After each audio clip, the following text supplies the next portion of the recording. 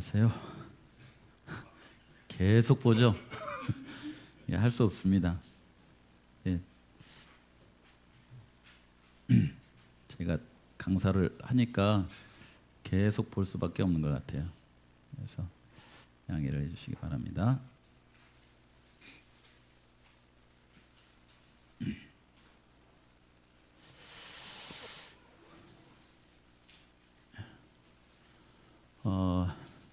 한 주간 동안 제가 강사를 해가지고 본 교회에서 예언전도 하는 것은 제 처음이에요. 저도 보니까 서툰 것 같죠?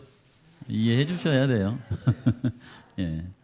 그리고 아마 이제 저도 솔직히 이제 그 인간적인 마음에 도와주는 분들이 좀 많아가지고 뭐 운전도 따라 해주고 막 이런 거 뭐 기대 안 하겠어요.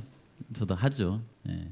그래도 우리 성도님들하고 또 한 주일 해보니까 다음에는 조금 더 미리 준비해가지고 이런 기회를 한 1, 2년에 한 번씩은 가졌으면 좋겠다는 생각이 들어요.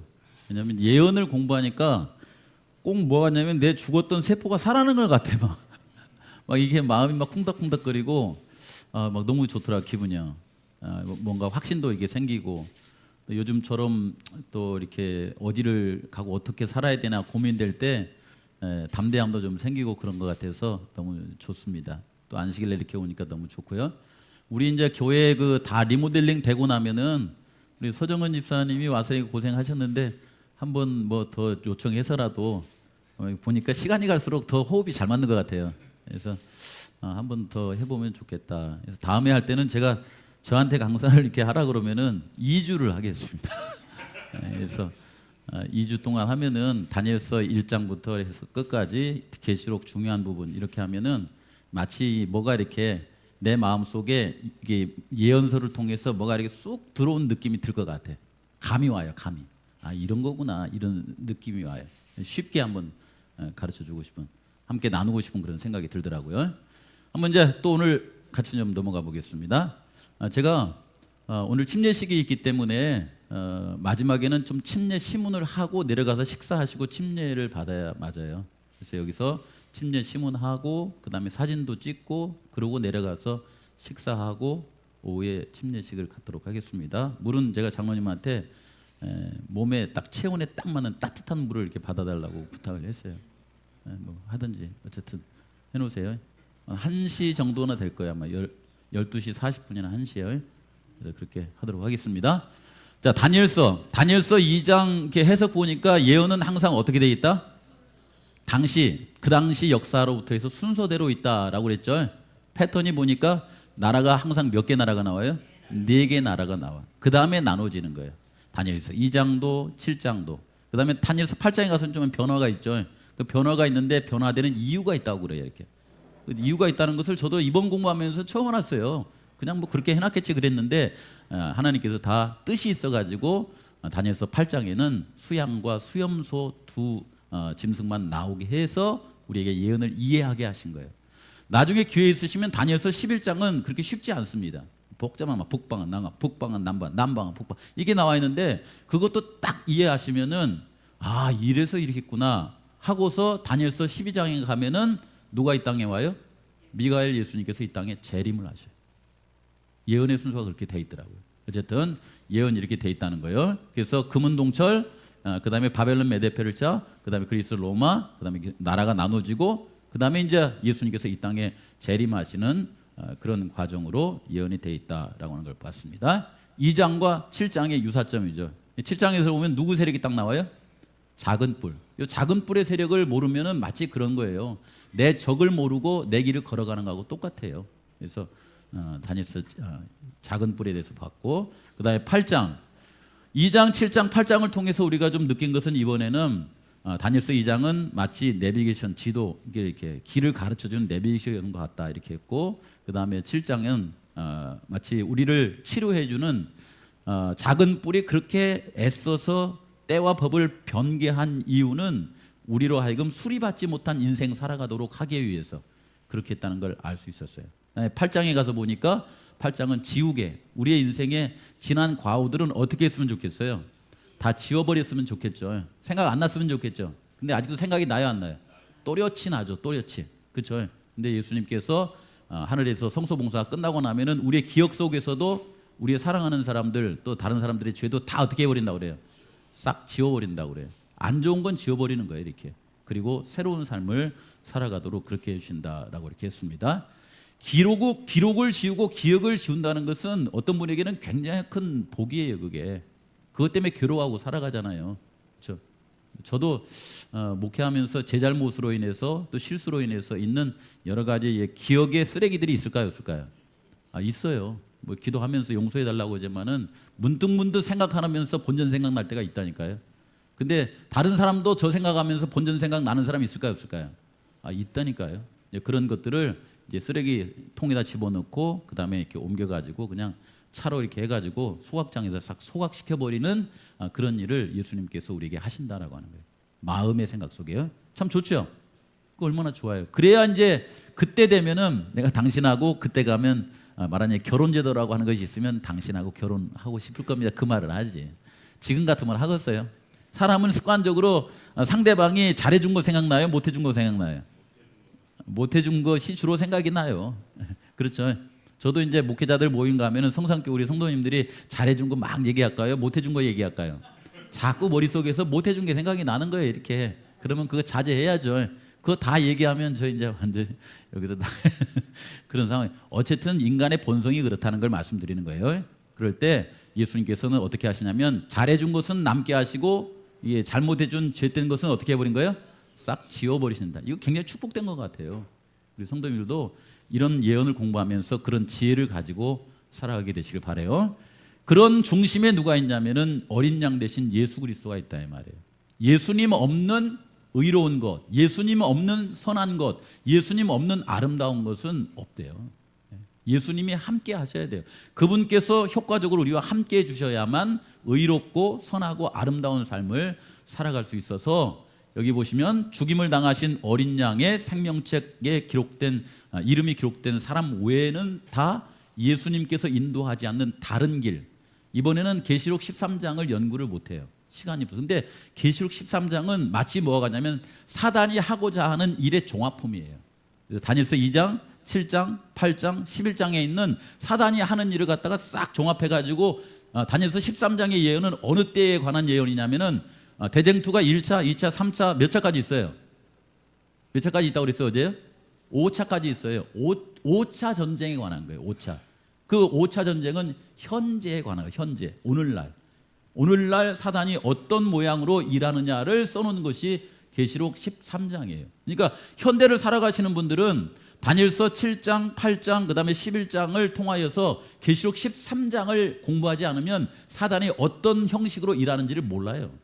그냥 말하면 많은 값다 틀린. 아까 그랬죠. 사단이 자기를 하나님이라고 말하면서 티 내요, 안 내요? 그거 안 내요. 티 안 냅니다. 그건 우리가 말씀을 샅샅이 이렇게 봐가지고 말씀을 통하여서 우리가 바르게 봐야만 요건 사탄의 이그루구나 이렇게 해놓은 거예요. 근데 사단은 딱 건들 때 어디 가시면 딱 보세요. 딱 건들 때 보시면은 명확한 거 한 두 가지가 있어요. 그 특징이 뭐냐면 하나님의 법을 깨버리려고 그래요. 하나님의 법. 하늘에서부터 그래가지고 나온 거예요. 하나님의 법은 이건 지킬 수도 없고 이것은 만약에 이것을 다 지켰다가는 우리가 하나님을 무서운 그냥 그런 분으로 이렇게 예배하고 살아가는 것이지 어떻게 사랑의 관계가 맺어지겠냐 해가지고 이 법은 만약에 지키라고 하면 하나님은 필시 무서운 분이거나 아니면 이 법은 지킬 수가 없다 해가지고 하늘에서 나온 거예요. 그러니까 사단은 뭐라고 하냐면 법을 지킬 필요 없다 이렇게 말하고 또 한편으로는 법을 바꿔버리는 거예요. 그래서 두 번째 계명하고 네 번째 계명을 바꿔버린 거예요. 그게 무상을 숭배해도 되고 그 다음에 안식일 날짜를 바꿔버린 거예요. 근데 거기에 하나님의 놀라운 뜻이 있어요. 성경 계속 읽어보면은 계명 가운데 강조한 두 분이 있어요. 하나는 뭐냐면 우상 숭배하지 마라. 그러니까 하나님이 아니기 때문에. 두 번째는 뭐냐면 안식일을 기억하고 살아라. 그거예요. 그러다가 망가지면 어디로 가면 돼요? 병원으로 가면 병 고쳐주는 것처럼 성경에서는 우리의 용서 시스템, 회복 시스템이 어디에 있어요? 그건 성소에 있어요. 성소에 가셔서 죄를 인하여서 그리스도 십자가의 피를 의지해가지고 용서함을 받는 그런 시스템 속에 살아가는 거예요. 그렇죠. 양 중요합니다. 그래서 선악과의 대쟁투가 하늘에서부터 시작해가지고 이 맞춰지기까지 1, 2, 3, 4, 5 5번에 있는데 오늘은 5번째에 관한 저 부분을 우리가 같이 나누는 거예요. 어제 잠깐 보니까 용이 이게 마지막 이제 선악간의 대쟁투 마지막 예수님 재림하시기 전에 마지막 쟁투가 있을 때는 뭐라고 했냐면 용이 여자에게 분노하여 돌아가서 그 여자의 누구를 건드린다고 그래요? 남은 자손. 남은 자손이. 이 남은 자손의 의미는 잘 아시죠? 제가 어렸을 때 농사 짓다가 이제 콩타작을 하잖아요. 요즘 콩타작 하는 시기 같더라고요. 그때 당시는 뭐 이게 기술이 발달이 안 돼가지고 콩을 도리깨로 이렇게 막 두들겨 이렇게 콩타작을 한 다음에 그것을 이렇게 붙인 게 있죠. 이거 채반지라고 그러죠. 키에다 올려놓고 이렇게 까부르잖아요. 이렇게 까부르면은 무거운 콩은 남고 가벼운 뭔 날아가 버려요. 축정이들은 다 날아가 버려요. 그렇게 했었어요. 여기에 마지막 남은 이 알곡을 뭐라고 하냐면 남은 자손이라고 이렇게 말하는 거예요. 근데 거기에 남은 자손으로 알곡으로 남기 위해서는 두 가지 특징이 있다는 거예요. 무슨 특징이냐면 첫째, 하나님의 계명을 지키고 두 번째, 예수의 증거를 가진 그 사람들이 남게 돼 있다라고 하는 겁니다. 저거 지켜야 내가 구원받습니다. 그것이 아니고 하나님의 계명을 지키고 예수의 증거를 가져야만 내 마음이 예수님 닮은 사람으로 알곡이 되어서 예수님 오실 때 하늘에 갈 수 있는 그런 적합한 사람이 된다라고 하는 거예요. 이것도 다 하나님의 은혜예요. 이것도요. 하나님 은혜로 그렇게 되는 것입니다. 그래서 이게 보시면은 이 법을 이렇게 바꿔버렸죠. 그다음에 예수의 증거는 뭐냐면 묵시록이에요. 묵시록은 두 가지 중에 하나예요. 하나는 뭐냐면 사단이 묵시록을 보지 말라 그래요. 안 보면 모르잖아요. 그렇죠. 두 번째는 뭐겠어요? 묵시록을 다르게 푸는 거예요. 성서적이지 않는 다른 방법으로 푸는 거예요. 일반적인 교회에서는 묵시록을 잘 보질 않아서 문제가 돼요. 두 번째는 뭐냐면은 묵시록을 풀긴 푸는데 예를 들어서 신천이나 이런 데는 묵시록을 잘 푸는가 하더니 다 푼 다음에 자기가 누구라고 그래요? 말하자면은 사단의 특징이 뭐냐면 자기가 하나님이라고 하면서 이게 법을 바꿔버리는데 데살로니가후서 2장 4절에 보면은 자기가 성전에 앉아가지고 결국은 자기를 뭐라고 하냐면 그러고 싶어가지고 막 엄청나게 막 근질근질해요 이게. 왜냐하면 선악이라고 할 때 악자 있죠. 악자에 보시면은 이렇게 돼 있어가지고 이게 보시면은 밑에 마음 심자에 뭘 올려놨어요? 이렇게 돼 있는 그게 뭐냐면은 버금 아장각이에요. 그게. 그럼 버금이라는 말이 뭐예요? 버금이 뭐예요? 난 버금 간다 그 말이잖아요. 으뜸은 아니고 버금 간다 그 말이에요. 그게 뭐냐면 하늘에 하나님이 계시는데 하나님하고 버금 가는 게 견주려고 하는 그거예요. 그게 이사야 14장 12절의 말씀이에요. 악은 뭐냐면 마음으로 하나님과 버금 가려고 하는 마음을 가진 것이 악이라고 그래요. 그것이. 그렇죠. 네. 그래서 이게 예언을 공부하면서도 이게 사단은 뭐냐면 풀고 나서 누가 하나님이라고 그래요? 자기가 하나님이라고 그러는 거야. 이게 자기가 하나님이라고 하거나 하나님의 율법을 지킬 필요가 없다거나 폐했다고 하는 곳에는 가지 마세요. 그냥 가지 마요. 거기는 하나님께서 인도하신 길이 아닙니다. 하나님이 율법을 주지만 네가 죄로 말미암아 지킬 수 없을지라도 그리스도를 믿고 그 다음에 성령의 주시는 은혜로 말미암아 내가 너를 하나님의 말씀 가운데 지키고 살아갈 수 있도록 해줄게. 이렇게 말하면서 목사님들이 이렇게 성경 가르칠 때 나는 처음부터 끝까지 자기가 하나님이라고 해요, 안 해요? 하나님이라고 안 해요. 바울은 뭐라고 했냐면 그가 옥에서 죽을 때도 뭐라고 했냐면 나는 어떤 존재라고 그랬어요? 나는 하나님이 아니고 죄인 중에 괴수다 이렇게 말하면서 내가 예수님 믿고 사는 것이지 예수님 없으면 나는 죽을 수밖에 없는 존재다 이렇게 말고 산 사람입니다. 그렇죠? 그래서 이 예수의 증거는 뭐냐면은 바로 묵시에 관한 예언이에요. 다니엘서와 계시록을 꼭 보셔야 돼요. 남은 백성들은 첫째 하나님의 계명을 지키고 두 번째는 예수의 증거를 가지고 유의하여서 살아가는 사람들이에요. 더 깊이는 나중에 좀 더 공부하도록 하겠습니다.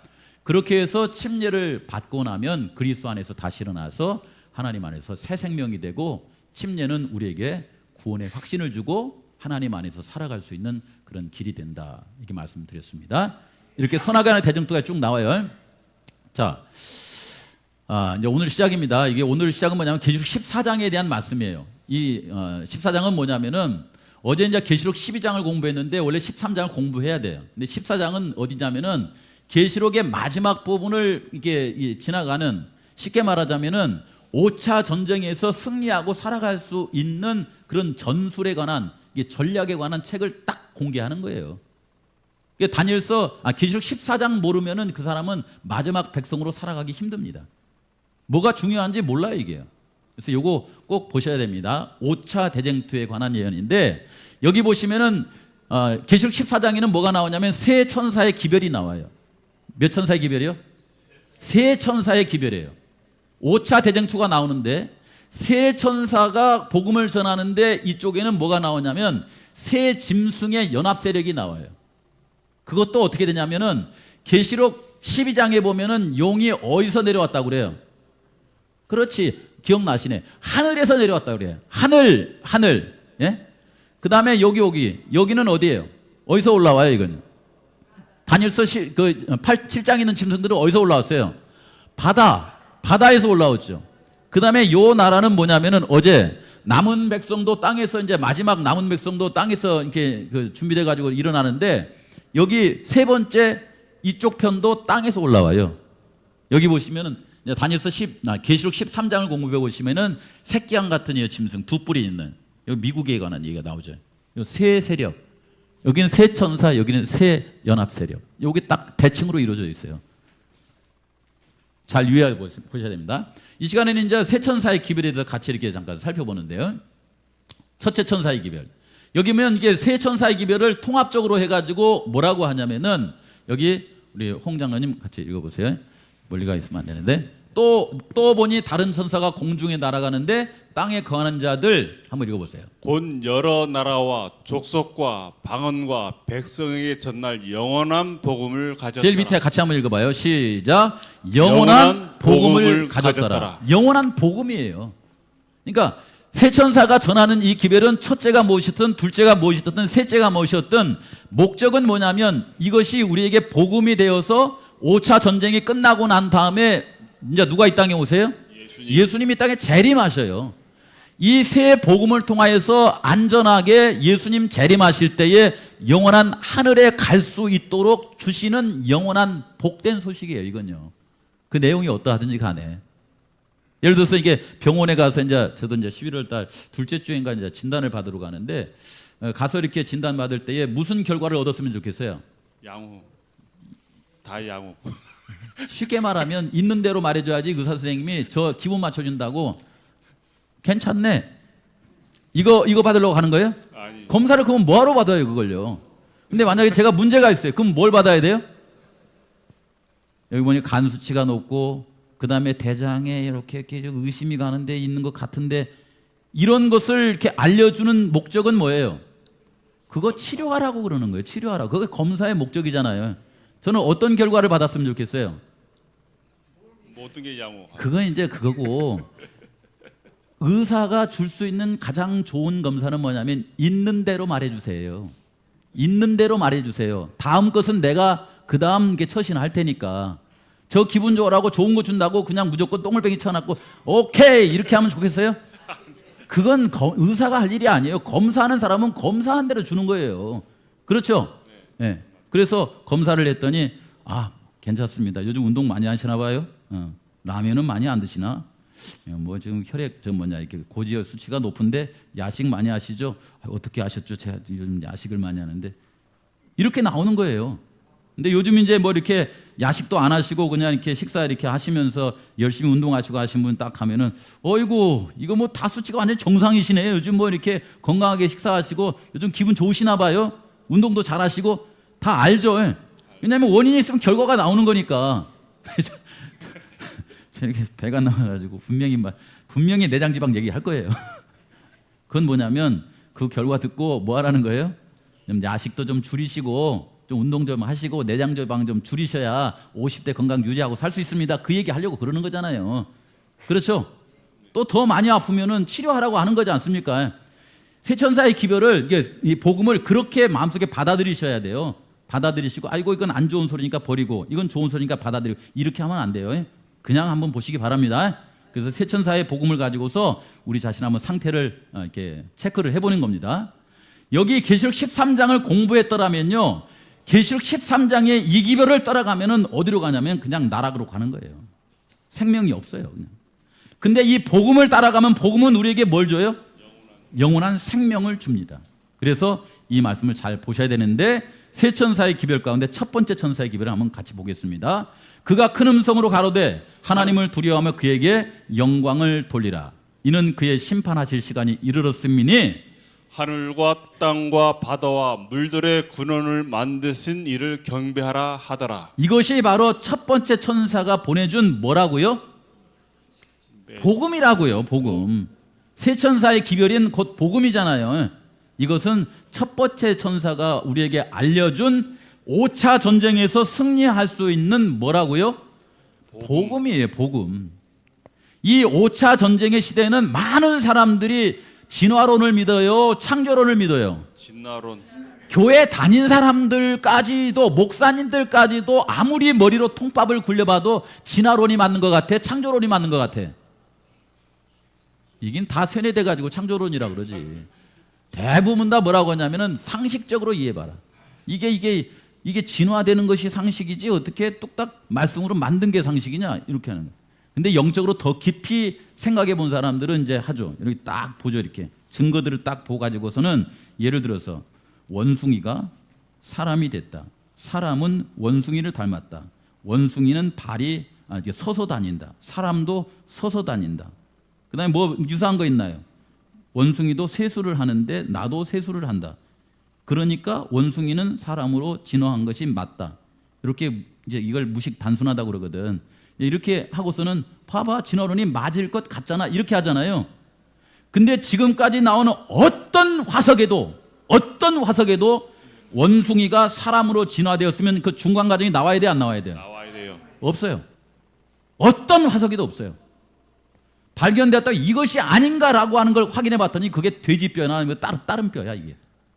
그래서 좀 더 생각하고 말씀을 공부한 사람들은 아무리 생각해도 하나님은 처음에 원숭이를 만드시고 그 다음에 사람을 만드신 게 맞다라고 하는 창조론에 수긍합니다. 예.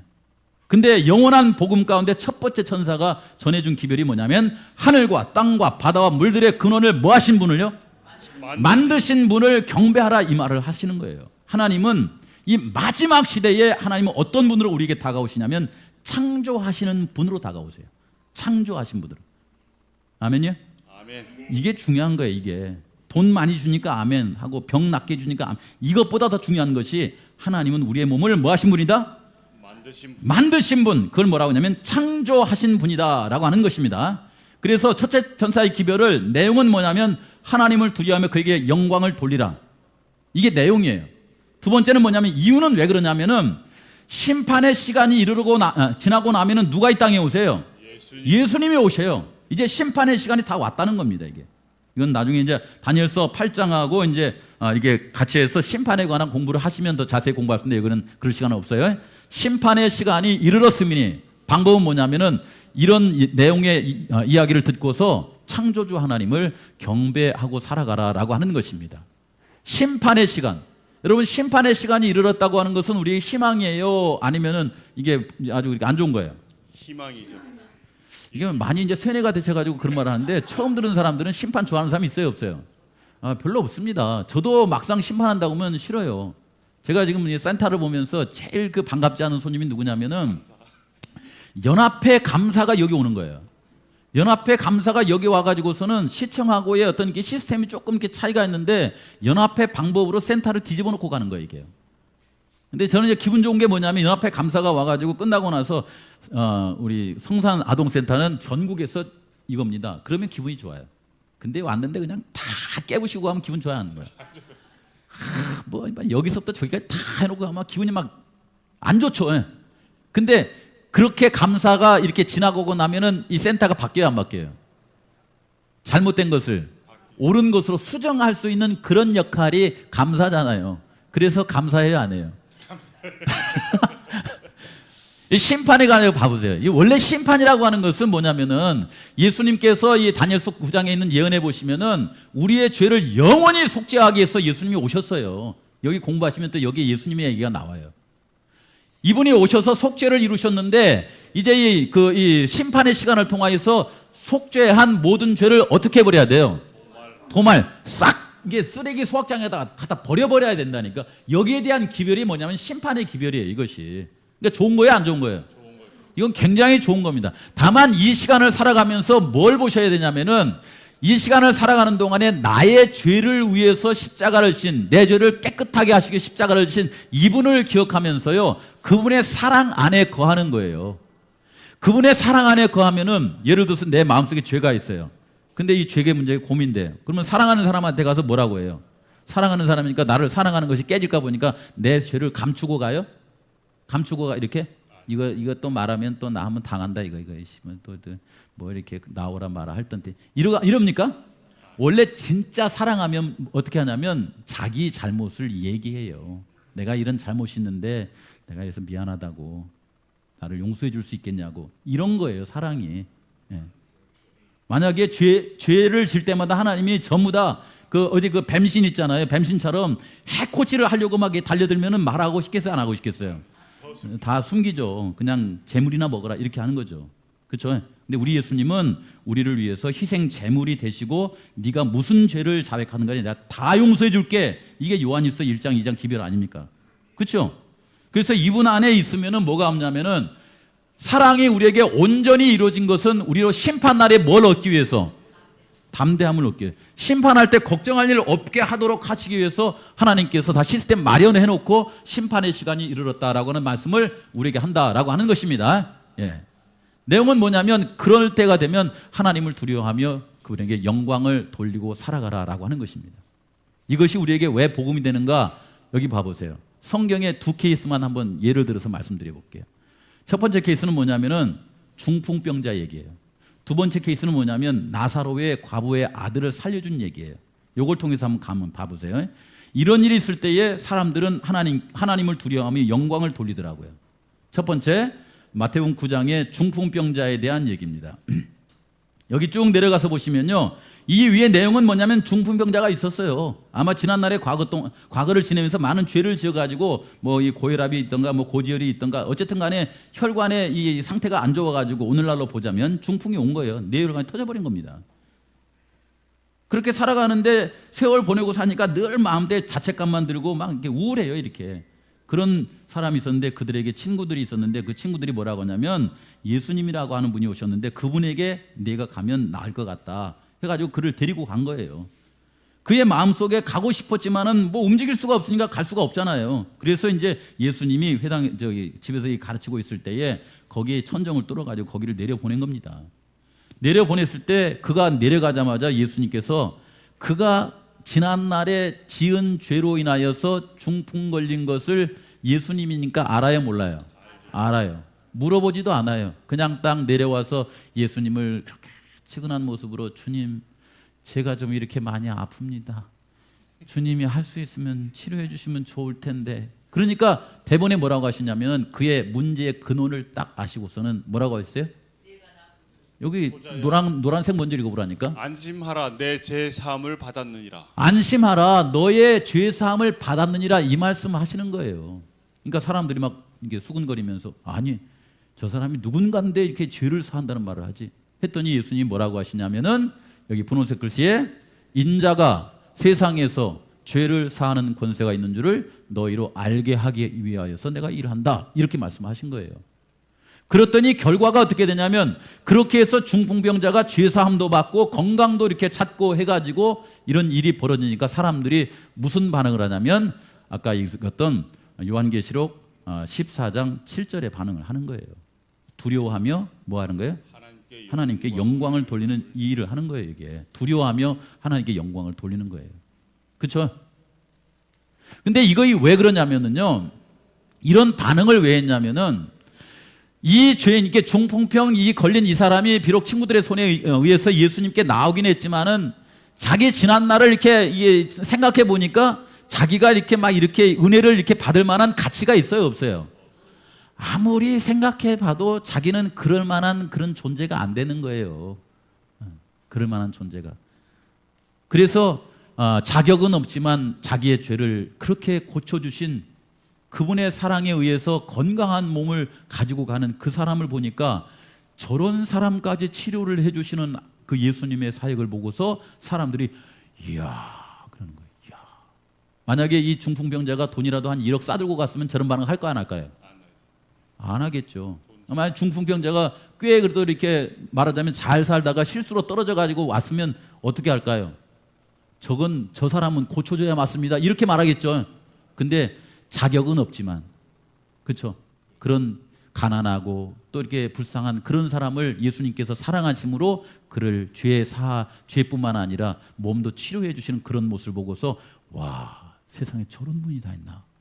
만약에 그 당시에 제사장, 대제사장 같으면 어떻게 했을까요? 오지 마라 이놈들아, 여기가 어딘지 다 너 같은 사람이 오른 자리가 아니다, 이렇게 했을 텐데 예수님이라는 분은 완전히 그 당시에 대제사장이나 종교 지도자들과는 완전히 다른 거예요. 그 죄인을 용서해 주시고 건강하게 해주시는 그 모습을 보고서 하나님을 두려워하며 영광을 돌렸던 것입니다. 이해되시죠? 그런 하나님은 이제 우리가 만나야 돼요. 이 마지막 5차 전쟁에서 승리할 수 있는 사람들은. 그래서 나 같은 죄인 살리신 주 은혜 놀라와. 여기에 이 글을 썼던 사람이 여기 이 레치라고 하는 요 말은 뭐냐, 불쌍한 낯선 추격당하는 요 사람 그런 나를 구원해 주신 하나님 감사합니다라고 하는 얘기가 자비로운 주 하나님 얘기예요. 그게 그렇죠? 예. 자격이 없지만 고쳐주신 하나님. 두 번째는 뭐냐면은 누가복음 7장의 나인성 과부에 대한 얘기예요. 이 얘기가 아무것도 아닌 것 같은데 굉장한 영적인 교훈이 있습니다.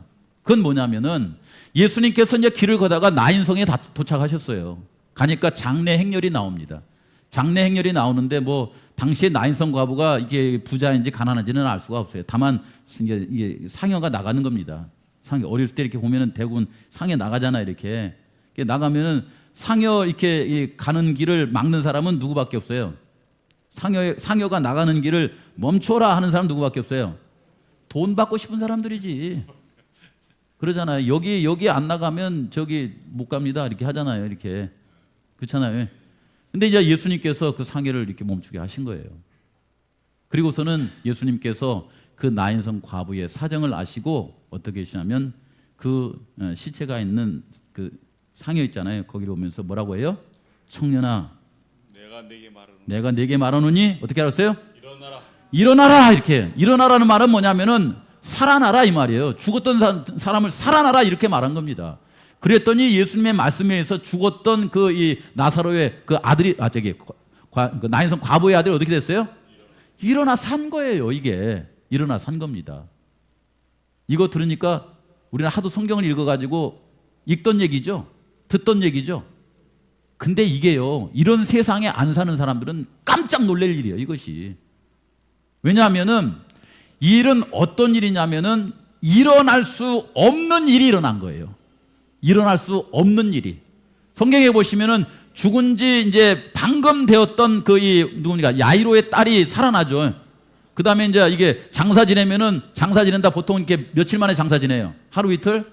사흘 만에 하잖아요. 3일장 짓잖아요. 이게 3일장 하는 사람이 나인성 과부의 아들이고, 무덤에 이렇게 안치를 해버렸어요. 그게 누구예요? 나사로. 하루 이틀 사흘 나흘째 되는 날 갔다 그러잖아요. 나사로. 이 사람들은 야이로의 딸이든 나인성 과부의 아들이든 그 나사로든 간에 이 세상에서 일어날 수 있는 일이 아니에요. 그건 일어날 수가 없는 일입니다. 그것은요. 근데 일어날 수 없는 일이 어떻게 된 거예요? 일어난 거예요. 일어나자 이게 노란색 글씨에 오면은 홍 장로님 뭐라고 했어요? 두려워하며 하나님께 영광을 돌리라. 이렇게 한 겁니다. 이렇게. 그래서 이것을 통해서 우리가 뭘 볼 수 있냐면 가능성이 없지만 고쳐주시는 하나님의 놀라운 은혜에 그렇게 반응한 거예요. 두려워하며 영광을 돌린다는 말이. 그래서 이 창조주를 믿는 사람들은요, 이 중풍병자를 낫게 하거나 그 다음에 죽은 사람을 살려주는 이런 일들이 있어요, 없어요? 이게 있습니다. 이걸 믿지 못하는 사람들이 어떻게 요한계시록 21장에 보시면은 늙어가는 것은 예수님 재림하기 전에 믿는 사람이나 믿지 않는 사람 다 있는 일이에요. 근데 예수님 재림하고 나면은 뭐라고 하냐면은 늙지 않고 그 다음에 병들지 않고 그 다음에 죽지 않고 이런 일이 있다는 거예요. 창조주 하나님을 믿지 않냐면 어떻게 그런 일이 있을 거라고 믿습니까? 이게 그냥 다만 믿는 것이지.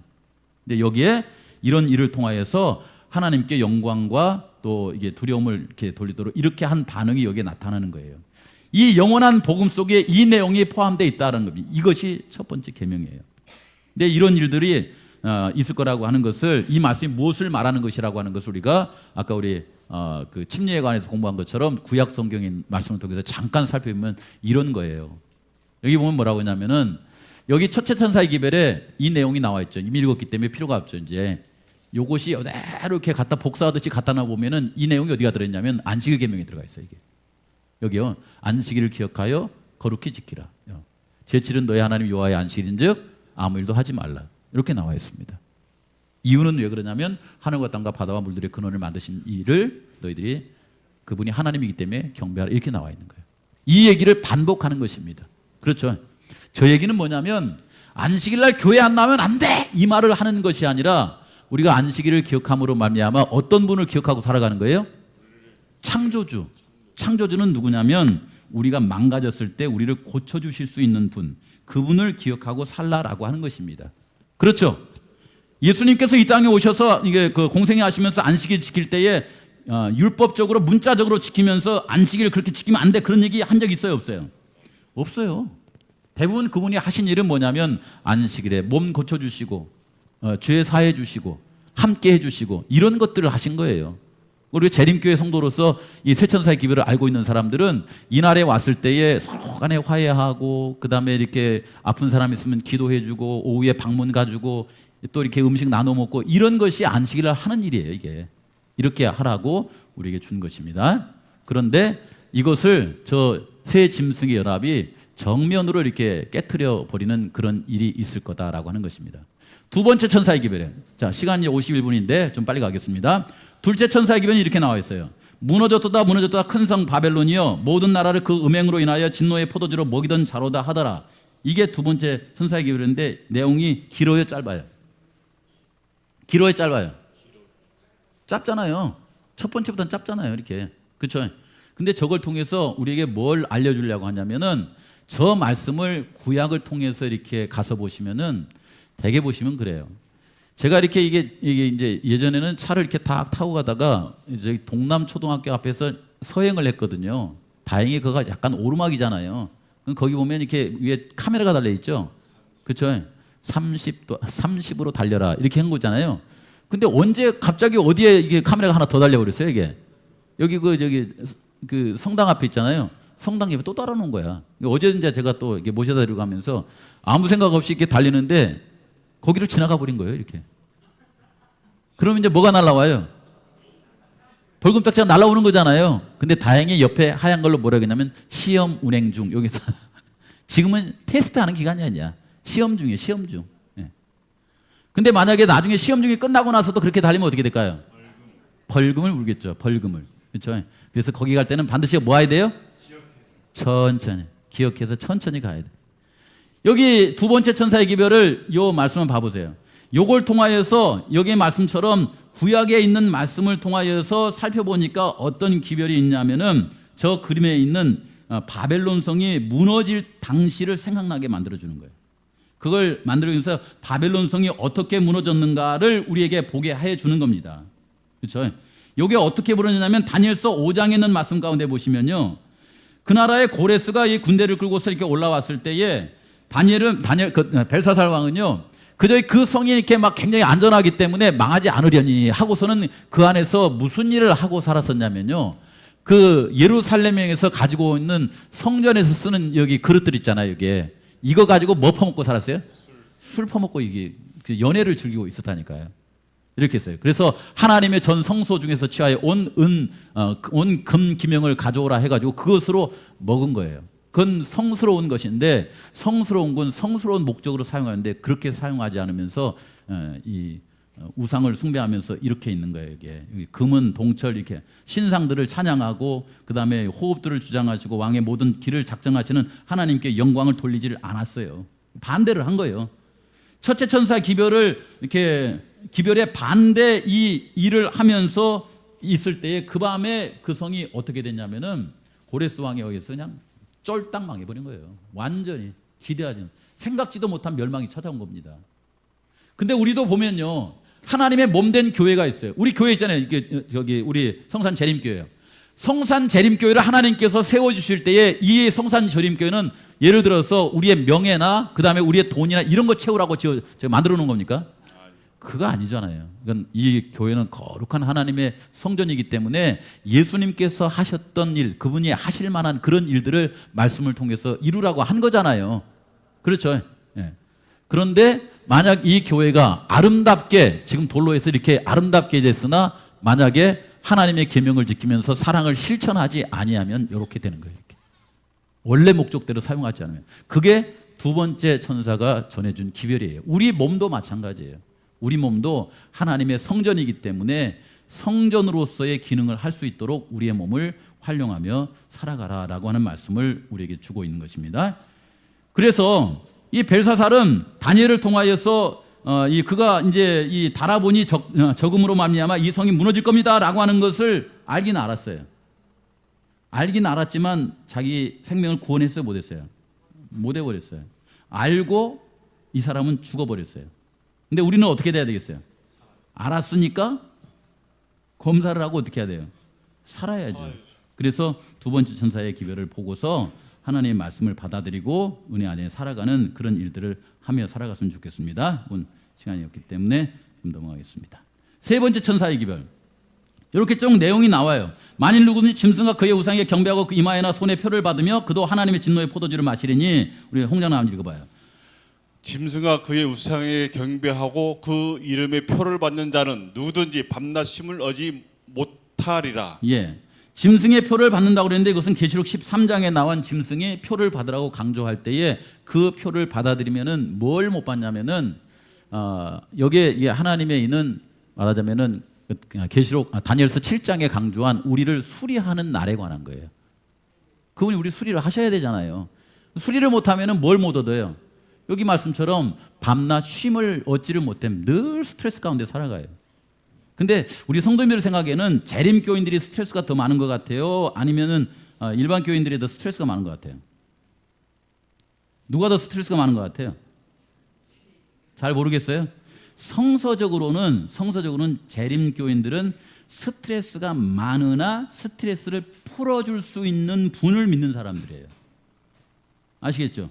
그러니까 그분을 잘 믿고 살아가면 스트레스를 해결할 수 있어요, 없어요? 해결할 수가 있어요.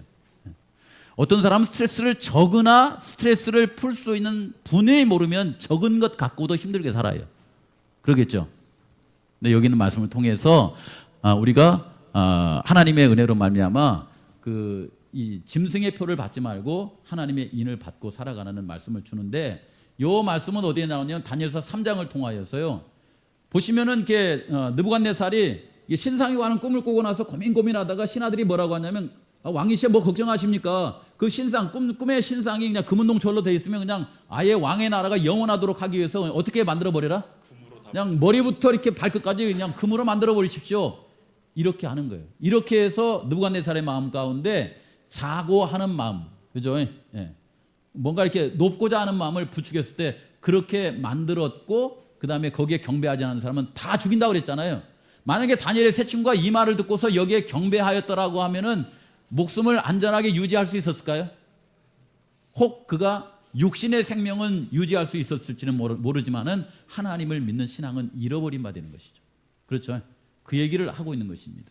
근데 이 다니엘의 세 친구가 이런 상황이 왔을 때에 어떻게 이렇게 반응하냐면 하나님의 말씀 가운데 꼿꼿하게 순종하며 사는 거예요. 그렇죠? 그래서 만약 내가 이 신상에 절하지 아니하여서 7배나 더 뜨거운 풀무불에 나를 거기에 집어넣는다고 하면은 그들이 믿는 하나님은 어떤 하나님이라고 그래요? 어떤 하나님이요? 그 풀무불에서 건져주실 수 있는 그런 능력 있는 하나님인 것을 우리는 믿습니다. 이렇게 말하는 거예요. 요거 믿다가 어떤 분은 예를 들어서 이렇게 내가 암이 걸렸는데 하나님이 고쳐줄 것을 믿습니다. 아침에도 믿고 점심때도 믿고 저녁에도 믿습니다. 믿었는데 돌아가셔 버렸어요. 숨이 딱 돌아가실 무렵에 속았다. 이렇게 돌아가시면 되겠어, 안 되겠어요? 그렇잖아요. 능력을 믿었는데. 사실은 능력보다 더 중요한 것이 뭐냐면은 다니엘의 세 친구가 뭐라고 하냐면은 이 밑에 왕의 세우신 금신상에 절하지도 아니할 건데 그리 아니하실지라도 내가 그 안에서 죽을지라도 저는 금신상에게 절할 마음이 없습니다. 왜냐하면은 나를 살려주시지 않을지라도 내가 믿는 하나님에 대한 의심이 있어요, 없어요? 없어요. 그게 뭘 말하냐면은 이들의 하나님을 신뢰하는 품성을 말하는 거예요. 품성. 그렇죠.